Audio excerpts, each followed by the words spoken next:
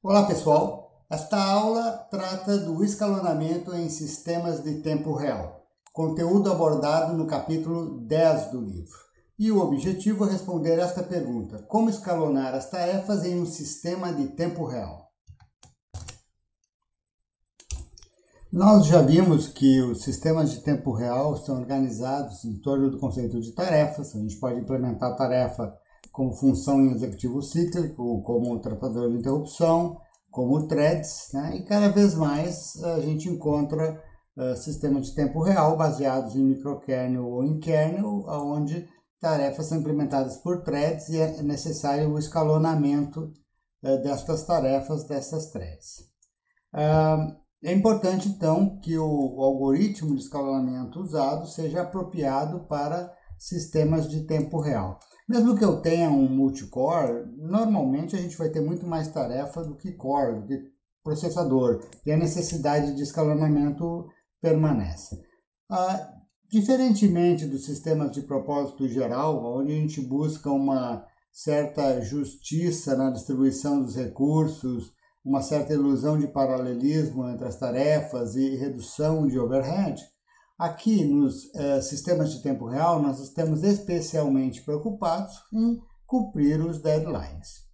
No caso do executivo cíclico é mais simples, né? Porque a ordem de execução das tarefas está definida no próprio código do executivo e uma mera inspeção do código, da escala de execução do executivo cíclico vai me dizer se os deadlines são ou não atendidos. No caso, trata-se de uma solução não preemptiva, não é? Pois as tarefas, funções no executivo cíclico sempre terminam e não são preemptadas. Quando eu tenho um laço principal com tratadores de interrupção, tarefas implementadas como tratador de interrupção possuem uma prioridade mais alta. Elas preemptam o laço principal e executam imediatamente. Podem ocorrer várias interrupções ao mesmo tempo e normalmente o hardware define uma ordem de prioridade entre as interrupções. Essa ordem também pode ser definida por software durante a inicialização do sistema. Normalmente é feito isso. Então, eu ainda posso ter interrupções de mais alta prioridade ocorrendo durante o tratamento de uma interrupção de mais baixa prioridade. E aí existem algumas variações, né? Variedades de sistemas aí no caso. Eu posso ter, por exemplo, que todo tratador executa com interrupção desabilitada, e nesse caso a interrupção de alta prioridade terá que esperar a conclusão do tratador de mais baixa prioridade. Em outros sistemas é permitido que uma interrupção aconteça no meio do tratamento de uma outra de baixa prioridade. E tratadores de interrupção, então, podem ou não ser preemptados por outros tratadores de interrupção, dependendo do sistema. Então, quando eu trabalho com executivo cíclico ou com laço e tratadores de interrupção, o escalonamento ele é mais ou menos resolvido pelo design do sistema, não é? Ele está mais ou menos encaminhado dessa maneira. Portanto, neste capítulo, nós vamos focar no escalonamento quando um microkernel ou kernel é usado.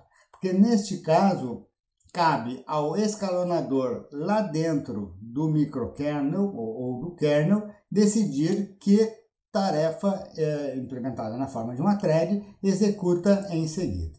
E aqui, de longe, o que é usado é prioridade preemptiva, né? Ou seja, o desenvolvedor, ao atribuir prioridades às tarefas, ele indica, comanda, gerencia o uso do processador, enquanto que o escalonador se limita a implementar a execução conforme as prioridades definidas no sistema. Portanto, a grande questão que fica é como definir as prioridades das tarefas em um sistema de tempo real onde o microkernel usa prioridades preemptivas. Uma maneira de fazer é usar prioridade fixa. A gente vai atribuir uma prioridade fixa a cada tarefa. Durante a execução, executa antes quem tem prioridade mais alta. E é preemptivo. Se uma tarefa com prioridade mais alta é liberada, vai para a fila de aptos, ela imediatamente preempta, ela toma o processador da tarefa de mais baixa prioridade, ou seja, o escalonador se encarrega de fazer esse chaveamento de contexto. No caso específico de tempo real, há uma garantia de que os deadlines serão cumpridos também vai exigir uma série de outras coisas, não basta prioridade fixa preemptiva, né? A gente vai ter que dispor, vai ter que conhecer as tarefas e saber que elas são periódicas ou esporádicas. A gente vai ter que ter um tempo máximo de computação conhecido e a gente vai precisar de testes de escalonabilidade que atestem que deadlines não são perdidos. As prioridades fixas são atribuídas conforme alguma política.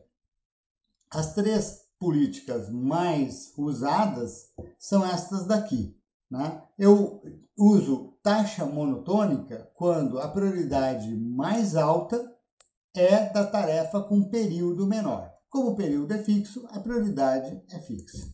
No deadline monotônico, a prioridade mais alta é para a tarefa com deadline relativo menor. Lembrando que deadline relativo é o deadline em relação ao instante de chegada da tarefa. Por exemplo, o deadline é 10 milissegundos a partir da chegada da tarefa. Como o deadline relativo é fixo, a prioridade também é fixa. E é claro que, se o deadline relativo for igual ao período, então estas 2 políticas são idênticas.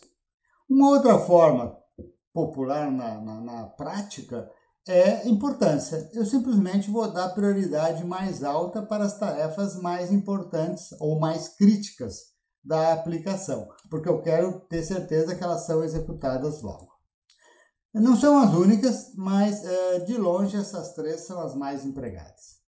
Uma outra forma de atribuir prioridade é usar prioridade que varia ao longo do tempo. São prioridades definidas a partir de informações que vão variando e vão sendo coletadas durante a execução das tarefas. Portanto, diferentes jobs da mesma tarefa, lembrando que job é uma ativação individual daquela tarefa, né, um ciclo específico daquela tarefa, diferentes jobs da mesma tarefa podem ter prioridades diferentes, algo que não acontece com prioridades fixas. A escala de execução só é conhecida durante a execução, porque as prioridades vão variar durante a execução. Então, de novo, para ter certeza que os deadlines serão cumpridos, eu precisarei de um teste de escalonabilidade que a gente vai olhar daqui a pouco. As formas mais usuais para prioridades variáveis são estas daqui. EDF é, de longe, o padrão para prioridade variável, ao ponto de que, em monoprocessador, se alguém fala em prioridade variável, a gente já entende como sinônimo de EDF. O EDF ele é usado com base na ideia de que eu devo executar antes quem está com seu deadline absoluto mais próximo de estourar. EDF é como os alunos estudam para a prova. O aluno estuda sempre para a próxima prova. E isto é EDF, é o deadline absoluto mais próximo. Existem vários teoremas mostrando, né, que EDF é ótimo com respeito ao escalonamento e ao escalonamento baseado em prioridades variáveis em vários cenários. Uma versão alternativa é o LSF, O LSF ele executa antes a tarefa que tem menos tempo livre. Tempo livre é o tempo que que a tarefa pode não executar e ainda assim cumprir o seu deadline. Por exemplo, o meu deadline é daqui a 10 milissegundos e eu preciso de 5 milissegundos de processador. Então, o meu tempo livre, a minha folga é 5 milissegundos. E eu vou executar antes quem tem a menor folga. De novo, ele, assim como o EDF, ele é ótimo, né, em relação ao escalonamento de prioridades variáveis, porém, o LSF ele tem um overhead muito maior que o EDF. De maneira que em monoprocessador ninguém usa LSF, se usa EDF. Apenas como curiosidade, pessoal, o ordem de chegada que a gente viu no outro capítulo, ele também é prioridade variável, porque ele usa a ordem de chegada na fila de aptos. Às vezes a tarefa A chega na frente da B na fila, então ela tem prioridade mais alta. Às vezes a tarefa B, por acaso, chega antes na fila de aptos do que a tarefa A, e agora a tarefa B tem prioridade mais alta. Portanto, as prioridades relativas entre as tarefas variam. Como já foi dito no outro capítulo, FCFS é péssimo para tempo real, porque uma tarefa muito demorada vai trancar todo mundo, vai segurar o processador até ficar bloqueada e provavelmente vai estourar os deadlines de todo mundo que está na fila. Portanto, se falou prioridade variável, falou em EDF, pelo menos para monoprocessador. De novo, né, reforçando, o LSF ele é teoricamente tão bom quanto o EDF, mas ele gera um grande número de chaveamento de contextos. Como ele não é melhor que o EDF, mas tem um overhead muito maior, ele não é usado e prioridade variável vale mesmo EDF. Ocorre que não basta eu atribuir uma prioridade para cada tarefa e achar que com isso deadlines serão cumpridos. Não. É possível demonstrar matematicamente condições que, se cumpridas, se atendidas, elas vão me dar a certeza de que nenhum deadline será perdido. O teste de escalonabilidade é um teste realizado antes da execução do sistema, que vai me dizer se deadlines estão garantidos ou não. Então, o teste considera como são as tarefas, o modelo de tarefas, no caso, né? Tarefa é periódica, o deadline é menor ou igual ao período, etc. E o teste considera a forma como prioridades são atribuídas. Então, cada política de atribuição de prioridade tem um teste diferente. A validade do teste é demonstrada como teorema. A complexidade do teste ela aumenta à medida que o meu modelo de tarefa se torna mais complexo, não é? E foge do escopo do livro a demonstração matemática desses testes, mas a gente vai olhar aqui os resultados clássicos mais importantes. Durante a execução, o escalonador simplesmente executa antes a tarefa que tem prioridade mais alta. É só isso, né? A execução do teste, a complexidade do teste fica em tempo de projeto ou pré-runtime. O teste mais simples que a gente vai olhar nesse capítulo é o teste baseado em utilização. Ok, o que é uma utilização? Utilização nada mais é do que a fatia de tempo do processador que a tarefa consome. Então, eu pego o tempo máximo de computação, divido pelo período e isso me dá a utilização. Por exemplo, se a tarefa tem um período de 50 milissegundos, ela retorna a cada 50 milissegundos e executa 12 milissegundos, ela tem uma utilização de 0,24 ou 24% do tempo do processador.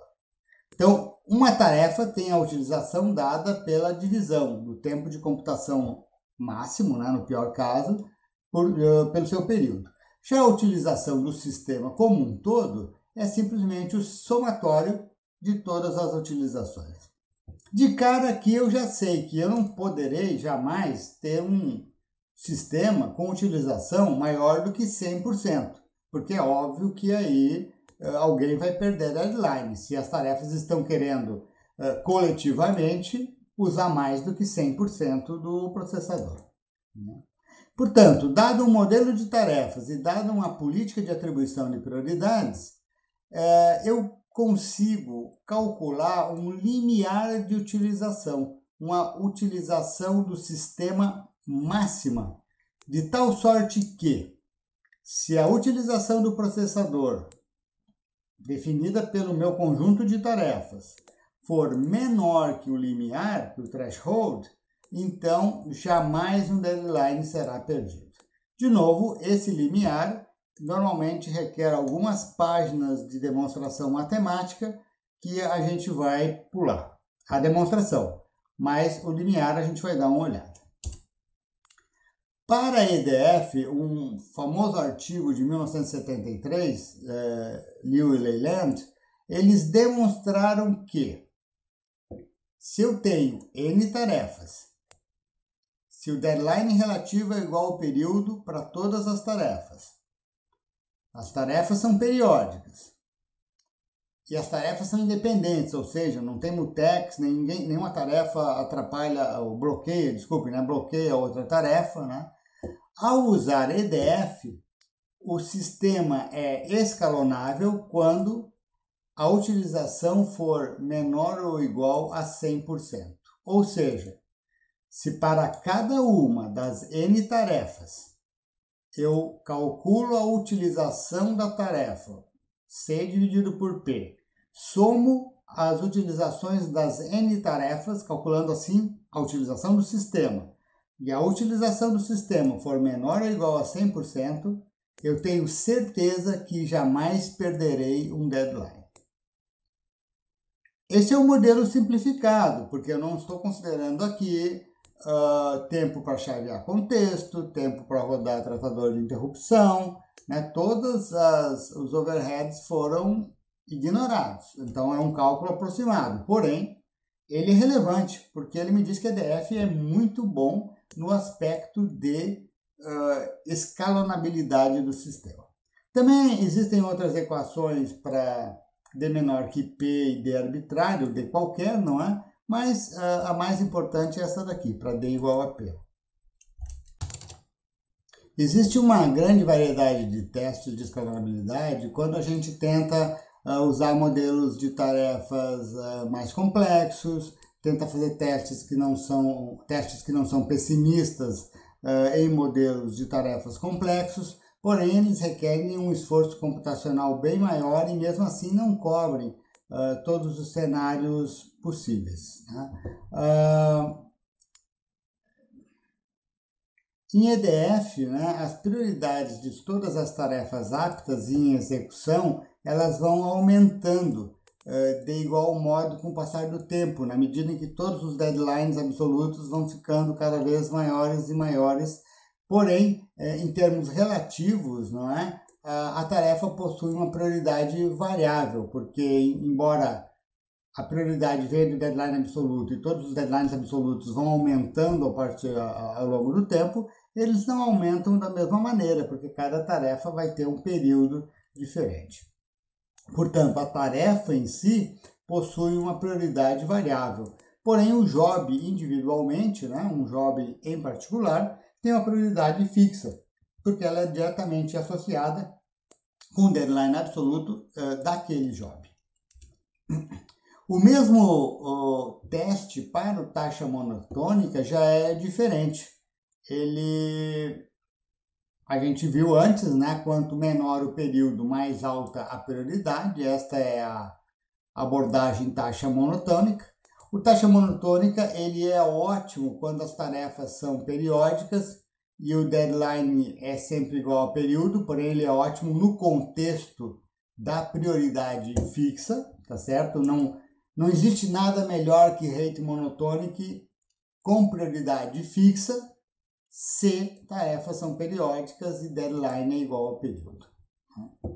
Então, aqui, por exemplo, eu tenho um exemplo de 3 tarefas, períodos e prioridades. Como a T1 tem o menor período, pela lei do rate monotonic, ela tem a maior prioridade. Lembrando-se que aqui, no caso deste exemplo, um número menor para a prioridade indica a prioridade mais alta. Isso varia muito de sistema para sistema, sempre preciso tomar cuidado, tá? Às vezes o valor numérico da prioridade menor indica a prioridade mais baixa ou mais alta, dependendo do sistema. No mesmo artigo Liu e Leyland de 73, eles demonstraram que para tarefas periódicas, né, independentes, com período igual a deadline relativo, eu tenho o que o sistema jamais perderá um deadline se o somatório das utilizações das tarefas for menor ou igual a este valor aqui, sendo que n é o número de tarefas. Então, no EDF, isso aqui era 100%, era 1, né? Não importa, eu posso usar 100% do processador. Agora não. Se o n for 1, bom, aí sim, aí tu pode usar 100% do processador. Mas à medida que o n vai aumentando, esta equação aqui, ela vai tendendo, né, quando o n tende ao infinito, este valor aqui tende para 69%. O que significa que, se eu uso o rate monotonic, eu preciso ter uma utilização menor do que 69,3% para ter certeza que em qualquer cenário eu vou cumprir os deadlines. A equação, né, ela é obtida a partir de um conceito chamado de instante crítico, onde a gente supõe que todas as tarefas chegam juntas, né, e no pior cenário possível, e a partir daí, então, o escalonamento acontece. Esse teste, pessoal, é um teste suficiente, mas não necessário. O que quer dizer isso? O teste é suficiente porque, se eu cumprir ele, é suficiente para ter certeza que nenhum deadline será perdido. Porém, ele não é necessário, no sentido que eu posso não atender o que é solicitado aqui, e, no entanto, os deadlines serem cumpridos mesmo assim, né? Quando aquele teste do EDF que aparecia 1 do lado de cá, né, 100%, era um teste exato. Cumpriu, não perde deadline. Não cumpriu, perde deadline. Isso é um teste exato. Este não, este é um teste mais rigoroso do que o necessário, de maneira que, se eu cumprir, estou garantido, mas se eu não cumprir, eu não sei.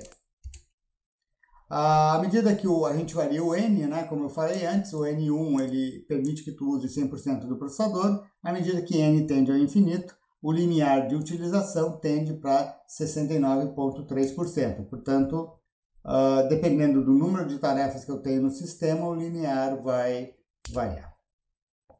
Aqui temos um exemplo onde 3 tarefas escalonadas com rate monotonic. A tarefa 1 tem o período menor, portanto é a mais prioritária, né? Os tempos de computação delas estão aqui. Dividindo o tempo de computação pelo período, eu tenho a respectiva utilização.